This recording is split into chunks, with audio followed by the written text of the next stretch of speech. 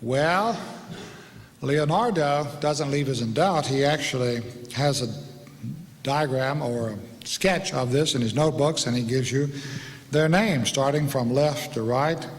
There is Bartholomew.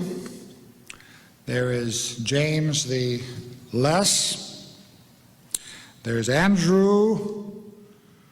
There's Peter, his brother, and this little guy that seems smaller and a little bit dark around the face is Judas.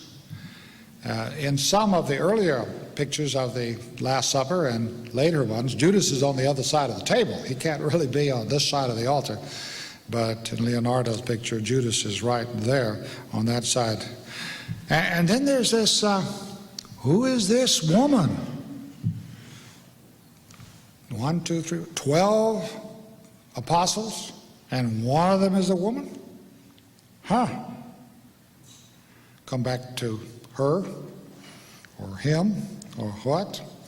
Jesus obviously in the middle, and in Renaissance, high Renaissance perspective, the focal point, in spite of what you've read in the Da Vinci Code about an imaginary M being there, is actually out the window behind Jesus. This is classic Renaissance perspective there. Jesus is central in this picture, and it's what it's all about.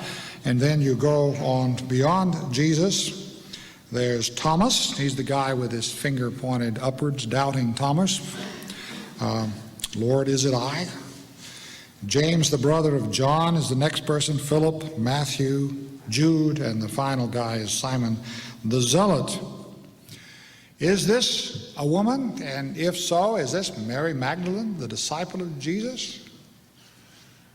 How many of you think this looks like a woman? Don't be embarrassed. Go ahead. Okay.